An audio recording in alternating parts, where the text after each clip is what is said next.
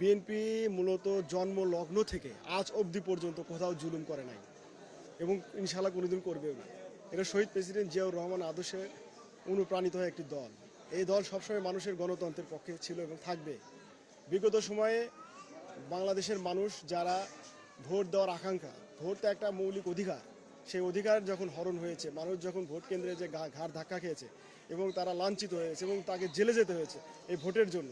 আর এই ভোটের জন্য বিএনপি সর্বদা 17 বছর রাজপথে লড়াই সংগ্রাম করে জীবন পর্যন্ত দিয়ে আজকের আমাদের এই অর্জন।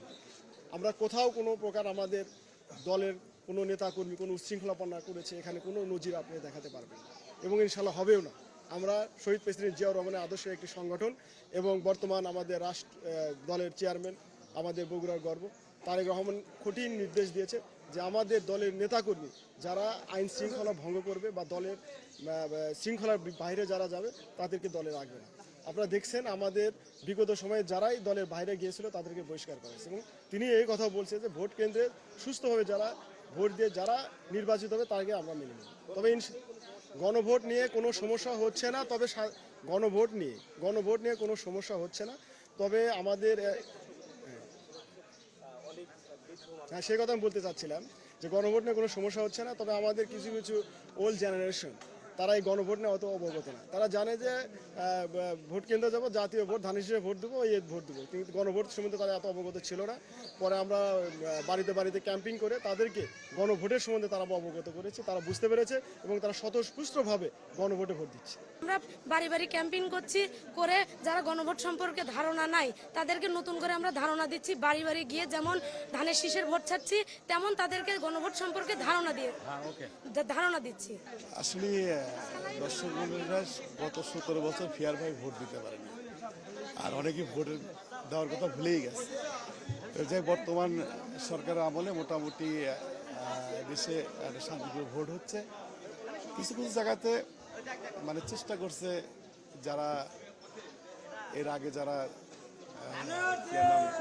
কেন্দ্র দখল, এই ধরনের কিছু চক্র আছে যেটা এই জামাতের কিছু আমরা যেটা ফেসবুকে পত্রিকার যেগুলো পাইলাম। তবে এবার ভোটটা খুব শান্তশিষ্ট এবং মানুষের মানে সুশৃঙ্খলভাবে ভোট দিচ্ছে, উৎসাহ মুখরিত।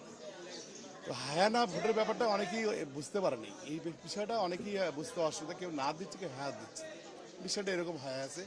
আসলে হ্যাঁ এটার যে প্রচারটা, এই প্রচারটা তেমনভাবে রাষ্ট্রীয়ভাবে করতে পারে নাই, অথবা অন্য অন্য দলও এইভাবে মানে প্রচারটা করতে পারেনি, যার কারণে হয়তো এটার ব্যাপারে বিতর্কিত বা হ্যাঁ না দিলে কি হয়, হ্যাঁ অনেকে হ্যাঁ তো দেয় না তো দেয়নি এরকম।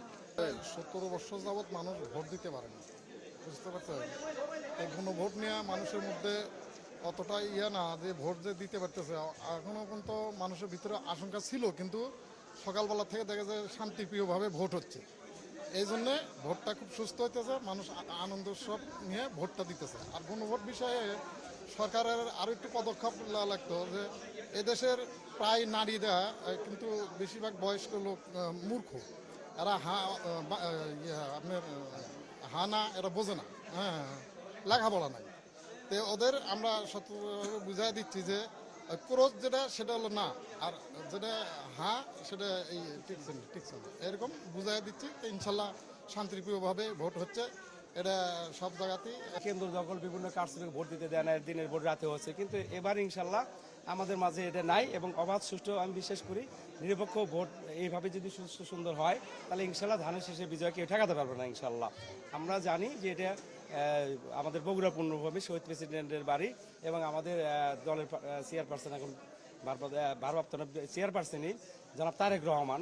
তা আমাদের যদি আল্লাহ ইনশাল্লাহ ক্ষমতায় যদি ইনশাল্লাহ আনে, বিএনপিকে সরকার গঠন করার ক্ষমতা দেয়, তা আমাদের প্রধানমন্ত্রী হবে তারেক রহমান এবং সেটা বগুড়া থেকে, তাহলে আমাদের এটা গর্ব।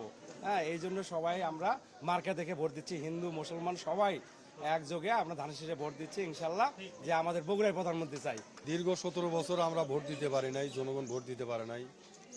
তো এবার মানুষ স্বতঃস্ফূর্তভাবে ভোট কেন্দ্রে আইসা ভোট দিচ্ছে, এখানে কোনো ঝামেলার আমরা কোনো কিছু দেখতে পাচ্ছি না।